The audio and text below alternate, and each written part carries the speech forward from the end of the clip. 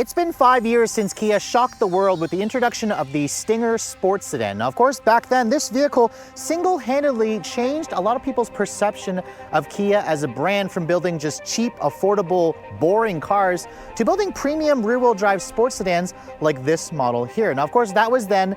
Today, the competition has moved forward, which is why I'm standing by the refreshed 2022 Kia Stinger GT line. Now, in addition to new styling that you get in the front and the rear, updated technology on the inside, Kia has also fortified this new GT line with more power underneath the hood. That's right, we now have a 2.5-liter turbo that develops 300 horsepower. That's nearly 50 more versus last year's 2-liter turbocharged engine. So if you guys are in the market for a European-style luxury sports sedan that also happens to be a hatchback, and you don't want to spend an arm and a leg for the German competitors, how does this refreshed Stinger GT line stack up? Stay tuned to find out.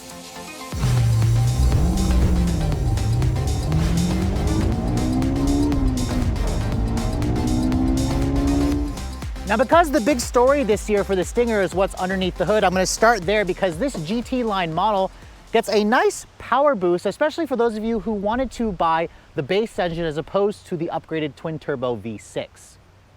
Now, of course, for those of you who want the V6, Kia continues to offer that, and it offers about 368 horsepower, which is a 3 horsepower increase versus last year, and the same 376 pound-feet of torque. This, however, is the new 2.5-liter turbocharged gasoline direct injection SmartStream 4-cylinder engine that now makes 300 horsepower and 311 pound-feet of torque. That represents an increase of nearly 50 more ponies versus last year's 2-liter turbo engine. I know the Stinger tends to get the most love with the twin-turbo V6. I'll be driving that, of course, later this year when Kia sends me that. But this motor shouldn't be discounted because it now has one of the top power outputs that you'll find in this compact to mid-size sport luxury sedan segment.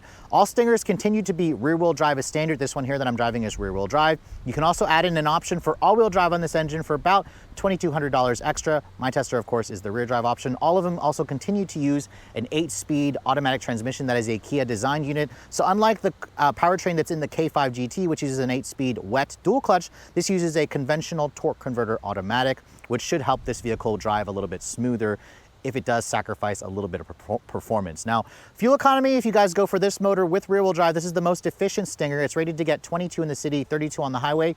Premium gas is recommended for performance, but you can run it on regular. 0 to 60 times, Kia hasn't really quoted the 2.5. I'm gonna estimate maybe 6.2 seconds. We'll see what I get in my 0 to 60 testing with my equipment.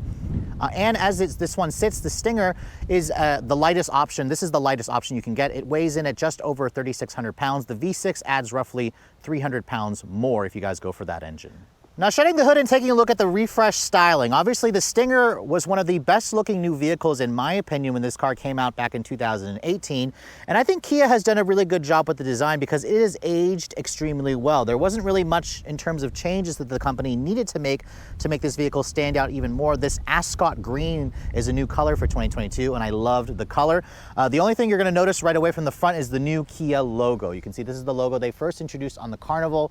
I like the new Kia logo a lot. It's been growing on me. You can see it has this kind of texturized metal look to it. It almost looks like it says KN, but a lot of people kind of look at the logo and they're just like, wow, that looks like a really big improvement over the old logo, which just kind of looked dated and cheap. You can see the other thing they've also really updated this year are the headlights. All Stingers now come with full LED headlights as standard. They have a new signature to the LED daytime running light. You have LED low and high beams. These are the reflector style. And you also get LED turn signals as standard. The upgraded GT2 models will have an upgraded projector style LED headlight, which will still be LED low and high beams, and you'll still get LED turn signals.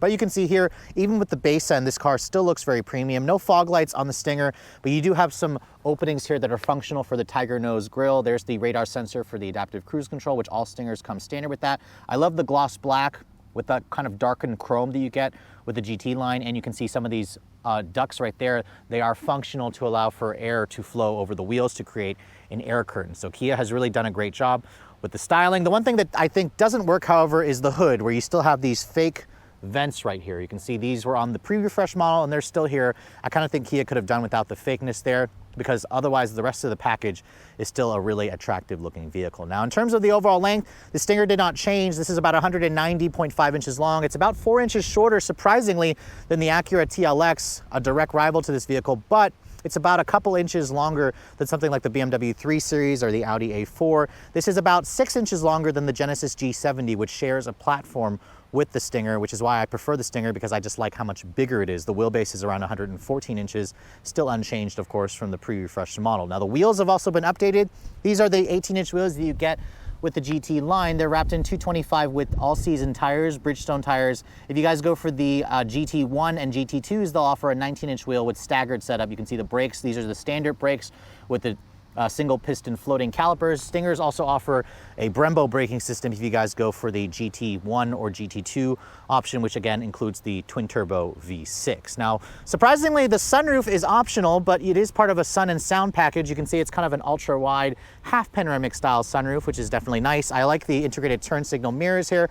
And again, that dark chrome that you find on the side mirrors and some on the vents. This vehicle, again, is rear-wheel drive, but the 4-cylinder lacks a limited slip differential. You're going to want the V6, again, if you want that, but you can also option in the all-wheel drive. And then looking at the rear of the Stinger, you can see the styling changes are pretty subtle. The taillights have been updated, where you have kind of this new LED light that connects the two taillight modules together. You also have an incandescent turn signal. I believe the upper trims of the Stingers will have the LED turn signal. And then again, instead of the Kia badge, they spell out Stinger in the back here, which I believe they added in 2019. There's also a GT line badge over here, although remember, the ones that have the V6 will just have a GT badge. And then down here, you can see the exhaust system hasn't really changed. You still have this quad outlet exhaust system.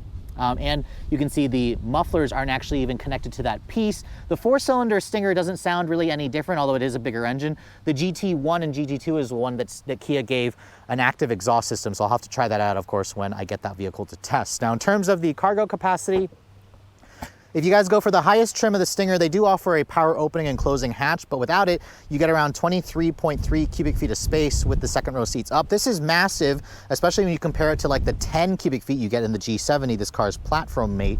You can also fold down those seats and expand it to, I don't even know what, Kia doesn't rate the cargo space when the seats are folded. I'd say it's over 45 cubic feet. And then if you look underneath the floor here, it looks like a spare tire underneath there, a temporary one, and you also get a jack, so you can actually install that. You don't have to deal with a fix-a-flat kit, which is nice. Hey guys, I want to take a quick break to thank you all for watching this video and talk about a bunch of new merch that we just added.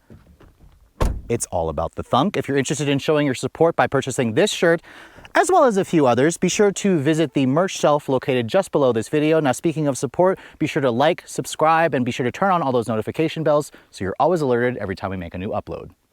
So Kia didn't make very many changes to the exterior of the new Stinger, but what about the inside? Let me first start, of course, with the key fob. You can see this is the Kia Stinger key fob that they first introduced on the vehicle, which kind of had that detonator style remote fob. They also did add remote start to it a few years ago. It's still a really nice looking key. Smart access entry system is standard on every Stinger model.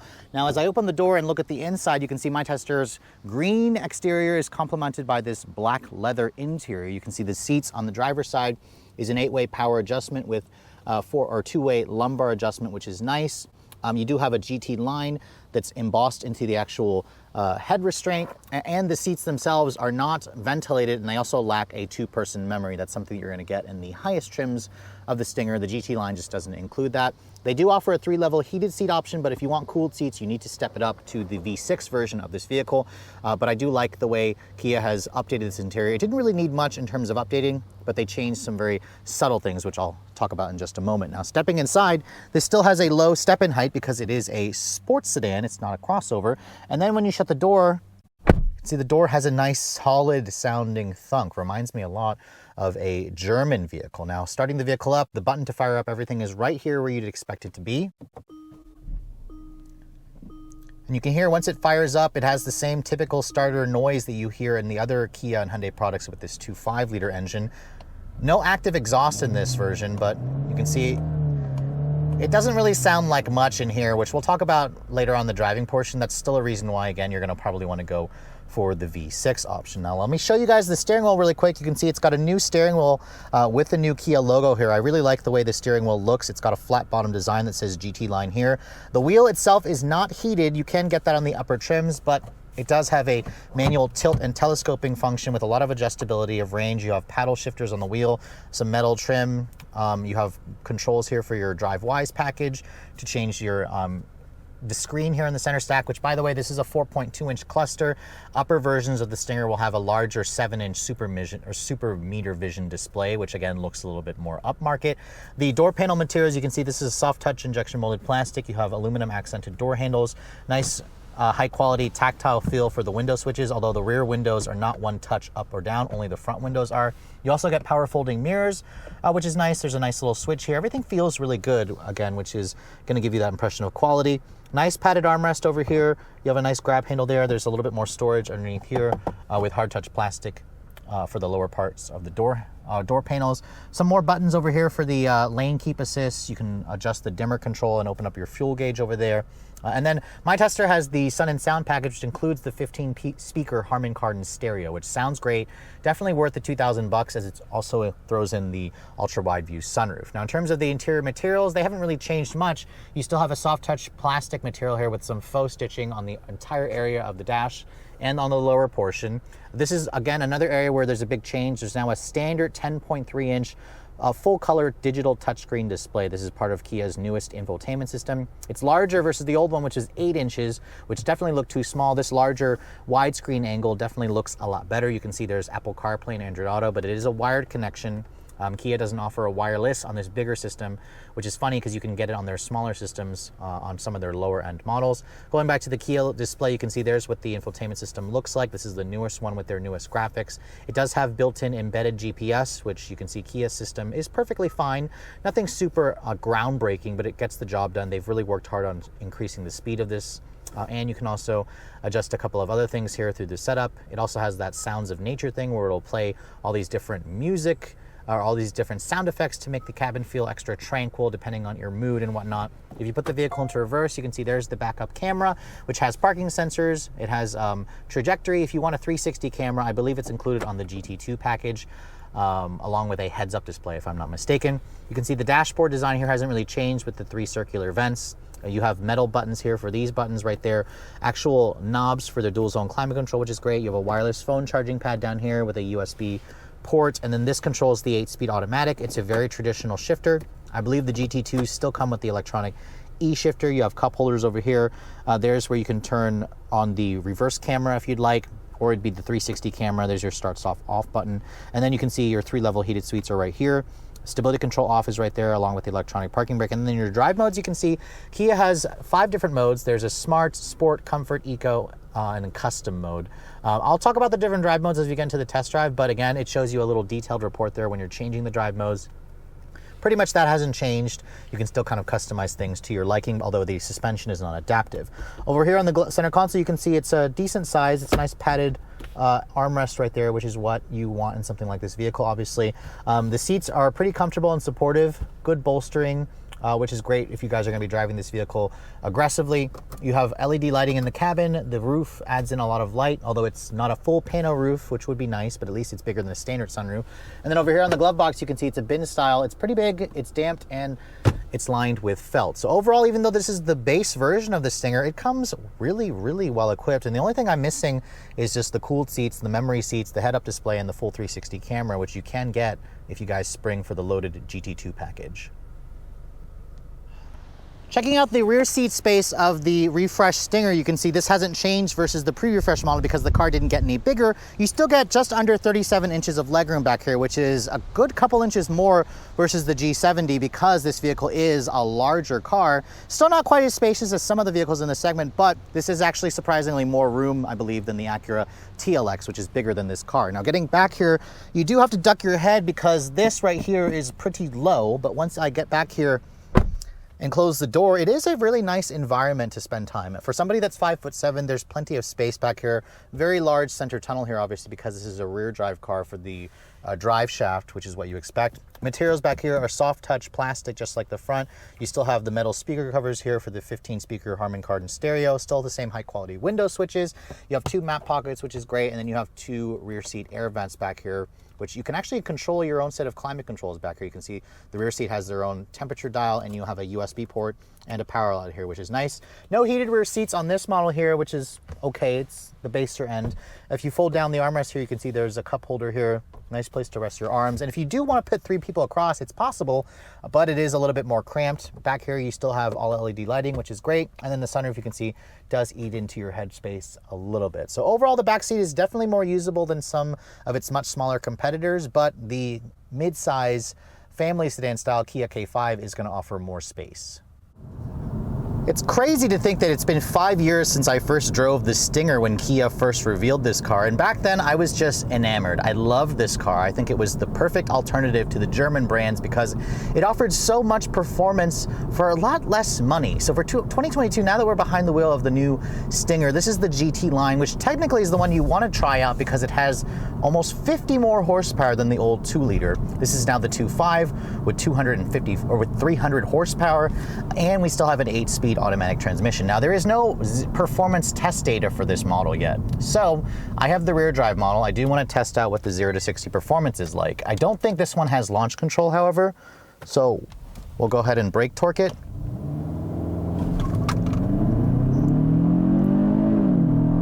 Nice. And I just got 0 to 60 in 5.72 seconds. For the rear drive model for the base engine. Now granted, the V6 model is about a second faster. Kia says 4.7 for that version. But for a base engine, this is definitely way more satisfying than the old 2-liter turbo. And you can still get this with all-wheel drive. If you guys must have all-wheel drive, that is still available. And it really makes the Stinger one hell of a deal. It's even better this year. And look at that, I can get the tail to step out because this car is rear-wheel drive. That is so hilarious. I love the way this car drives. I've forgotten how good this Stinger drives. This is such a fantastic sports sedan, but let's go ahead and try one more time. Still have the traction control off. We'll try brake torquing it again. No wheel spin too. Super impressive, 5.9 seconds. This is on a slightly uphill gradient versus the area where I was earlier. That is just amazing. I mean, this is great performance. It is pretty much on par with the base 2-liter engines you're gonna get in something like the Audi A4, the BMW 330i, Mercedes C300. But you also get a car that's bigger. You get a car that's bigger, that has more space, that's a hatchback with versatility, and the price of this car. This one that I'm driving is just under $40,000. $40,000 for something like this, under that. It's just incredible. So in terms of the driving dynamics, the GT line still very much has a lot of the stuff that I love about the V6 Stinger. It has great steering, it's got a great suspension tune, it's got a stiff chassis that also doesn't beat you up when it comes to the ride quality. Now, we don't have the adaptive dampers that you might find in the upper trims, but what you do get are these really comfortable sports seats that hold you in place really nicely.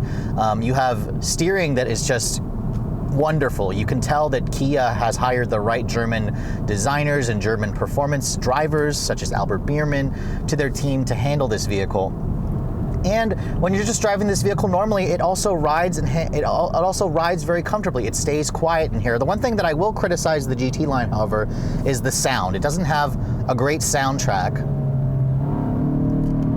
And I kind of wish Kia had stuffed the dual clutch in this car, although the 8-speed auto is a very smooth transmission and it's wonderfully matched to this engine's power band.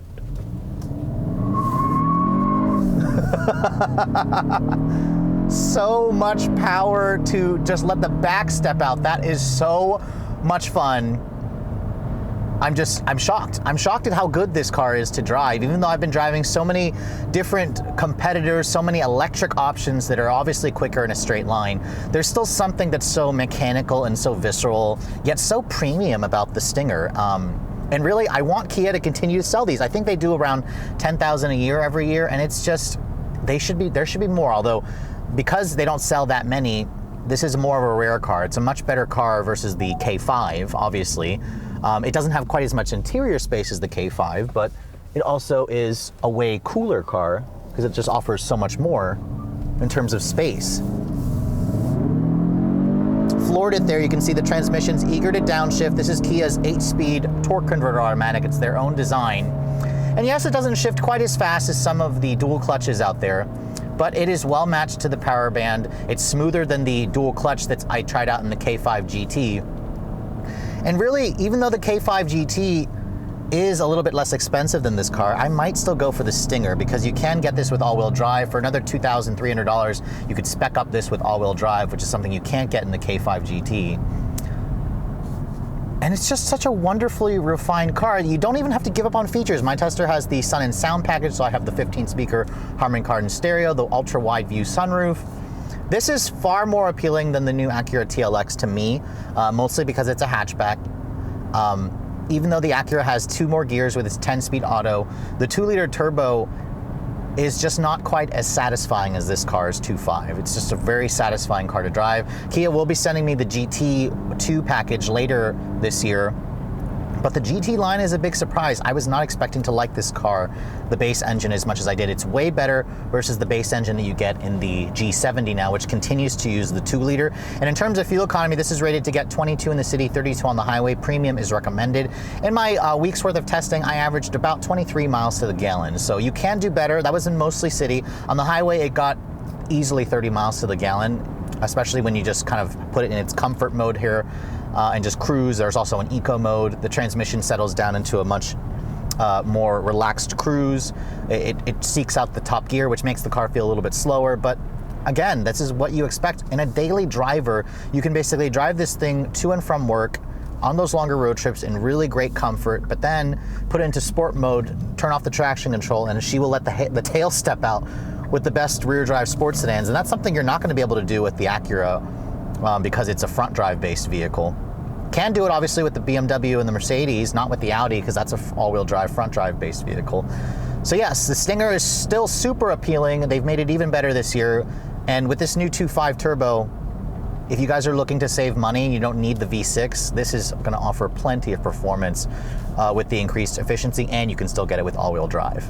So when Kia first introduced the Stinger nearly 5 years ago, it was such a highly competitive vehicle that a lot of changes weren't really necessary. In fact, Kia made a lot of right changes to this vehicle, but they also made an upgrade that I wasn't really expecting, and that's really upgrading the base engine. Because as you guys saw from the driving portion, the 0 to 60 performance of 5.7 seconds for the base engine makes it only about a second slower versus the V6, and you're going to be enjoying slightly better fuel economy, and you can also still get the addition of all-wheel drive. Really what you're giving up again is just that slightly faster 0 to 60 performance and the limited slip differential. So if you're a true enthusiast and you want to take this car out to a track, still go for the GT1 or the GT2. But for those of you who just want a luxury sports sedan that's bigger than its competitors and significantly less expensive with a lot more practicality because of that hatch, the Stinger remains one of my favorite vehicles. In fact, if you were looking for a gas-powered luxury premium sports sedan, this is still my top in the segment. It's a lot less expensive than a lot of its German competitors, and it's a lot more appealing versus the Japanese competitors as well.